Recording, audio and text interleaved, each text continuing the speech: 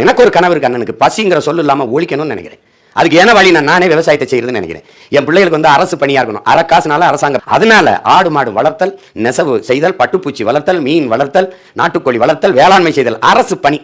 அவனவன் வாழ்விடத்திலே வேலை, அரசு வேலை. நீ எப்படி சீமான் வளர்வ? என்னுடைய கோட்பாடு நீர், நீரின்றி அமையாது உலகு.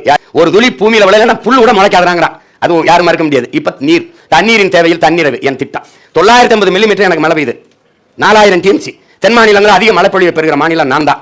ஆனா நான் 750 டிஎம்சி தண்ணீரை பெறுற கேரளாவில், கர்நாடகாவில் 150 டிஎம்சிக்கு கையேந்திரது தன்மான இழப்புன்னு நினைக்கிறேன். 1500 பயன்படுத்திட்டு மீதியை கொண்டு போய் நான் கடல்ல விடுறேன். அதில் கூட ஒரு 1000 டிஎம்சி சேர்க்க ஆரம்பிச்சிட்டேன். நான் எவன்ட்டையும் கையேந்திரல. தண்ணீரின் தேவையில் தண்ணீர் விற்பனைக்கு கிடையாது. அது முதலாளிகளை லாபம் ஈட்டுகிற பண்டம் அல்லது உலக உயிர்களின் உயிர் தேவை தடை. தூய குடிநீரை நானே கொடுத்துருவேன். தவிச்ச வாய்க்கு தண்ணி தர முடியல தன் நாட்டு குடியிருக்குன்னா அந்த அரசு இருந்தா செத்தான. தவிச்ச வாய்க்கு தண்ணியோட தர முடியலன்னா என்ன இருக்கு? நீர் வந்துச்சா அப்புறம் என்ன இருக்கு? வயிறு. அப்ப என்ன செய்யறேன்? நானே வேளாண்மை செஞ்சிடறேன். பசிங்கிற சொல்லு இல்லாம ஒழிச்சிடறேன். வேளாண்மை அரசு பணி. அவரவர் வாழ்விடத்திலேயே கூட்டு வேளாண் பண்ணைகளை நிறுவி அங்க சாப்ட்வேர் இண்டஸ்ட்ரி பிதாமகன் யாரு? Bill Gates. 2,70,000 ஏக்கர்ல அமெரிக்கால விவசாயம் செய்யறாரு. ஏன் செய்யறாரு? அவர்கிட்ட கேட்கறான், என்ன அங்கதான்டா நிரந்தர பொருளாதாரம் இருக்கின்றான், அங்கதான்டா எல்லாருக்கும் வேலை கொடுக்க முடியுங்கிறான். அப்போ நீர் வந்துருச்சு, வயிறு வந்துருச்சு, அடுத்தது எனக்கு என்ன இருக்கு? உயிர். ஆகச்சிறந்த மருத்துவம். நாட்டின் முதல் குடிமகனுக்கு என்ன மருத்துவமோ அது கடைகோடி மகனுக்கும் கிடைக்கச்சேன். இதான் முழுமையான ஜனநாயகம். இப்ப முதலமைச்சருக்கு முடியல, அப்போல படுத்துக்குவார். உனக்கு முடியல, எங்க படுப்பேன்? பாறை கட்டி நேர சுடார் போய் படுப்பேன். அதை மாத்தணும்னு நினைக்கிறேன். புரியுதா? உயிர். உயிருக்கு அப்புறம் என்ன இருக்கு? அறிவு, கல்வி. உலகத்தின் தலை சிறந்த கல்வி நாடு தென்கொரியா, 2வது ஜப்பான், 3வது சிங்கப்பூர், 4வது ஹாங்காங், 5வது பின்லாந்து. இந்த 5 நாட்டை முந்திக்கிட்டு என் மாநிலத்தின் கல்வி தரத்தை உயர்த்தணும். கற்பித்தல் முறையை மாத்திரம், கல்வி தரத்தை மாத்திரம். அப்ப அறிவு வந்துருச்சு. அறிவுக்கு அப்புறம் என்ன இருக்கு? பயன். அது என்ன? வேலை வாய்ப்பு. நிலமும் வளமும் சார்ந்த தொழிற்சாலைகள், வேலை வாய்ப்பு, வளர்ச்சி. உன்னுடைய நச்சு ஆலைகள் காற்ற நீரை நிலத்தை நஞ்சாக்குற தொழிற்சாலைகள் கிடையாது. அப்ப நிலமும் வளமும் சார்ந்த தொழிற்சாலை எப்படி உருவாக்குவேன்?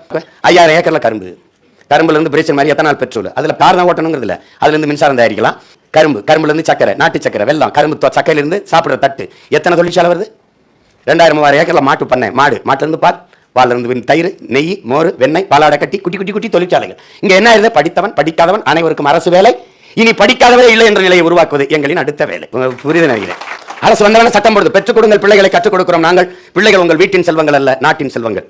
உன் தாய் அல்ல, என் தேசத்தின் தாய். உன் தந்தை அல்ல, தேசத்தின் தந்தை. ₹1 மருத்துவம் 1 கோடி மருத்துவம் வரை உலக தரத்திற்கு மருத்துவம் கொடுத்துரும்.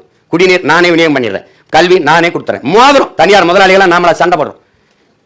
உன்னுடைய பள்ளிக்கூடத்துக்கு, உன்னுடைய கல்லூரிக்கு மாணவன் வந்துட்டா நான் தோத்துட்டேன். அப்ப என்ன பண்ணுவாசிமான்? அரசு பள்ளி கல்லூரியில் படித்தவர்களுக்கு தமிழ்நாட்டு அரசு வேலை வாய்ப்பில் முன்னுரிமை.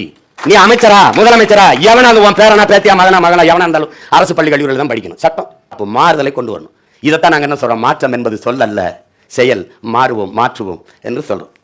தலையில் மாற்றத்துக்கு பேர் என்ன? ஒரே சொல்லு, புரட்சி. இப்ப அதை தான் நம்ம செய்து கொண்டிருக்கோம். சொல்லிட்டேன், போட்டா போடுங்க, போலைன்னா போங்க. என் பிறவி கடமை செஞ்சிடறேன்.